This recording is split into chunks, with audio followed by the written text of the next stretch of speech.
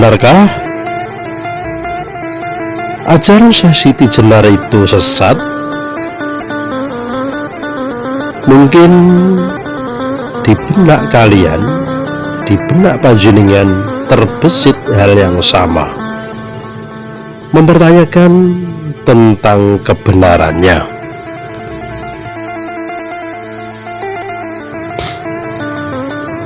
Dari berbagai sumber, artikel, buku, bahkan film yang membuat cerita di layar lebar tentang waliullah yang dibilang kontroversi di kalangan para dewan wali, terutama di mata penguasa Demak.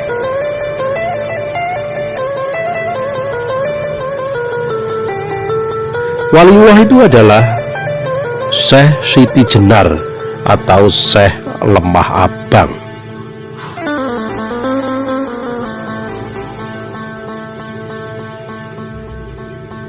Banyaknya versi yang berbeda, kesimpang siuran, perbedaan pendapat menurut kami sesuatu hal yang biasa atau sah-sah saja.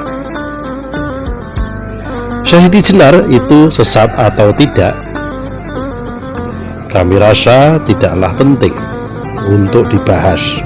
Namun perlu diluruskan agar sejarahnya tidak menjadikan suatu yang salah kaprah alias membingungkan, terutama tentang ajarannya yang dikenal manunggaling kawula Gusti yang dianggap sesat. Benarkah kematiannya sebagai korban instrik politik penguasa Demak Bintoro? Sebelum lanjut, sejenak kami mohon pencet tombol subscribe-nya dulu ya sahabatku.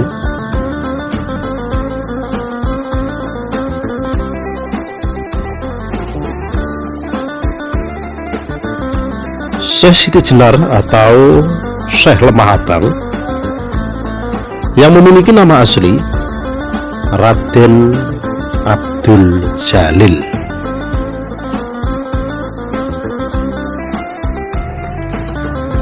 Syekh Lemah Abang yang dianggap salah satu tokoh sufi, seorang mukmin sejati.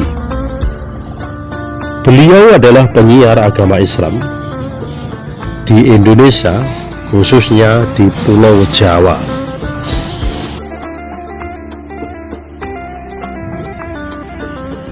Syekh Siti Jenar adalah intelektual yang mendapatkan esensi Islam. Ajarannya tertuang dalam pupuh. Karya sastra yang dibuatnya, meskipun dianggap sesat, ajarannya sangatlah mulia tentang kemuliaan budi pekerti.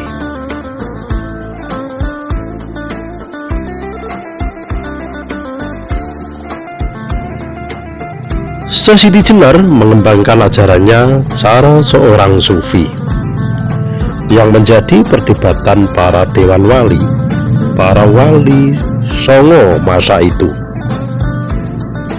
Ajaran Syekh Siti Jenar yang paling kontroversial yang ditentang para wali songo adalah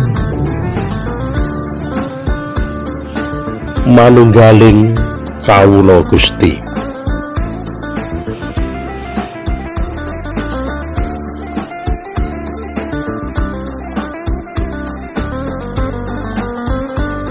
Sebagai konsekuensinya, ajaran itu tidak bisa dikenai hukuman keduniawian.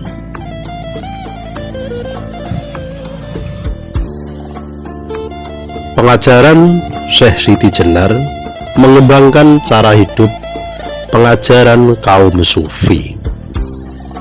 Itulah yang sulit sekali dimengerti dan dipahami oleh 9 wali.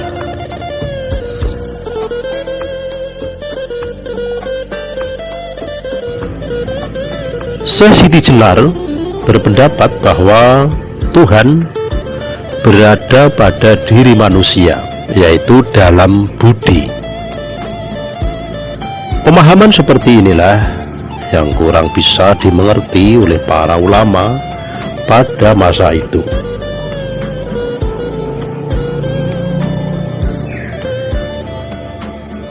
Tentang ilmu tasawuf, Syekh Siti Jenar baru bisa dipahami setelah ratusan tahun pasca wafatnya Syekh Siti Jenar. Para ulama mengkhawatirkan dalam perkembangan agama Islam, pengajarannya yang diajarkan tingkatan ilmu yang lebih tinggi. Dikhawatirkan masyarakat tidak bisa menerima dan tak bisa memahami hal itu.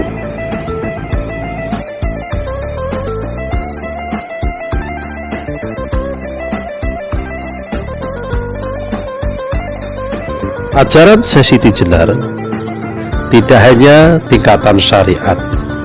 Ajaran Siti Jenar mencapai tingkatan hakikat sampai ke mahrifat, kecintaan kepada Allah.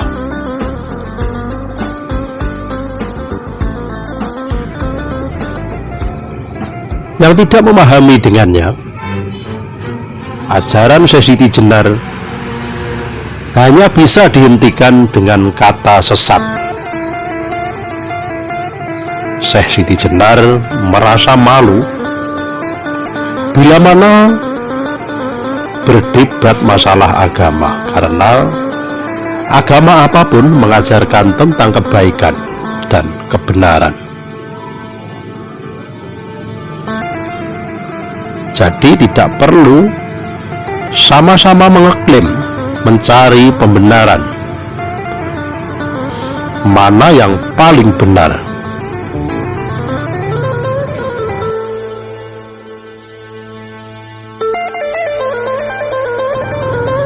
Dan semua agama mengajarkan menyembah Zat yang Maha Kuasa.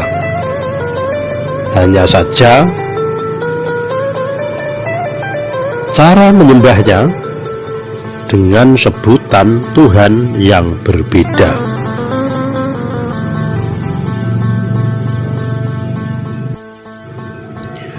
Syekh Siti Jenar mengajarkan tentang prinsip keikhlasan dalam menjalankan ibadah. Orang yang beribadah mengharap surga berarti belum bisa disebut ikhlas. Manunggaling kawula Gusti pengikutnya menyatakan bahwa Syekh Siti Jenar tidak pernah menyebut dirinya adalah Tuhan, tidak pernah menyebut bahwa dirinya sebagai Tuhan.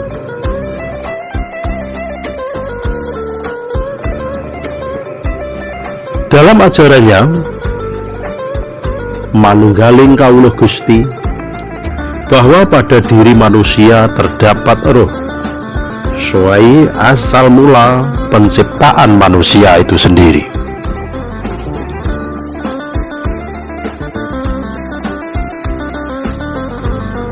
Seperti ajarannya yang berbunyi memayu hayuning bawono. Prinsip ini sesuai dengan prinsip Islam, rahmatan lil alamin. Manusia dianggap muslim bila mana bisa bermanfaat untuk lingkungan, kemaslahatan untuk umat, bukan menjadikan kerusakan di muka bumi.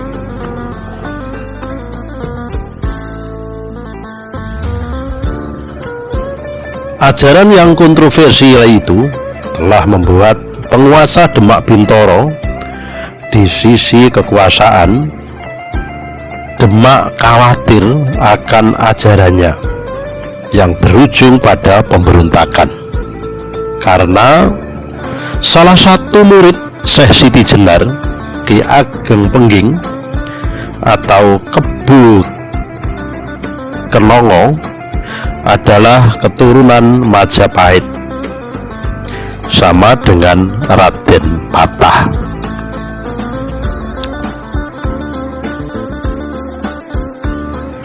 Sebenarnya pembentukan Dewan Wali tersebut adalah instrik politik Raden Patah, penguasa Demak, yang baru saja melakukan pemberontakan atas ayah kandungnya sendiri, Prabu Brawijaya V, penguasa terakhir Majapahit.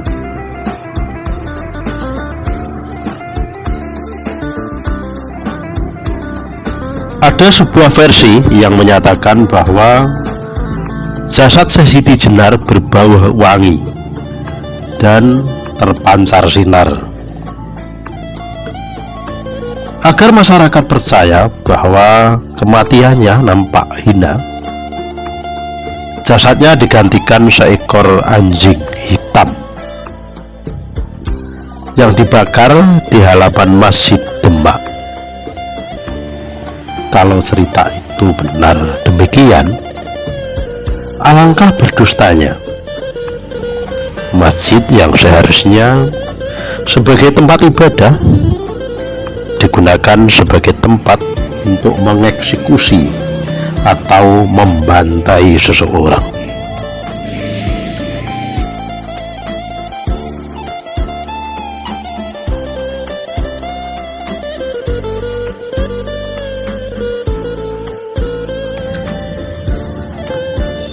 Sebenarnya tentang perbedaan keyakinan, seseorang atau manusia tidak berhak menghakimi. Yang berhak menghakimi atau menjatuhi hukuman adalah pihak negara.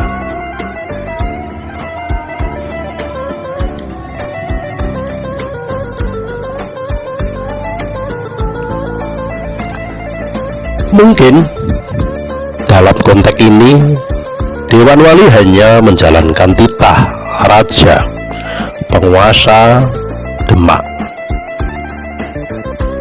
yang harus tega membunuh sesama waliullah, temannya, saudaranya sendiri, sama-sama anggota Wali Songo, dengan menghujamkan sebilah garis pusaka Kantanaga ke tubuh Syekh Siti Jenar.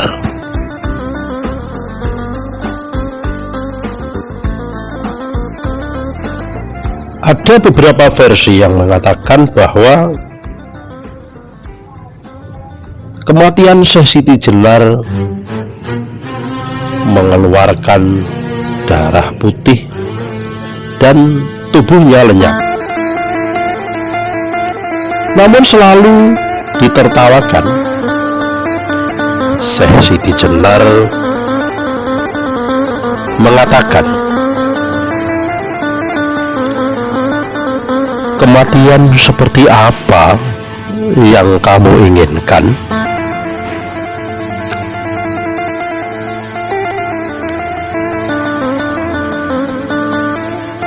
Setelah itu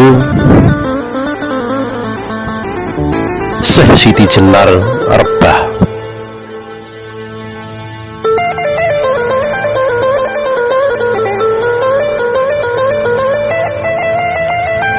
Bagaimana menurut pendapat Anda? Untuk berbagi pengetahuan, silahkan tulis di kolom komentar. Salam dari kami, Samara Story.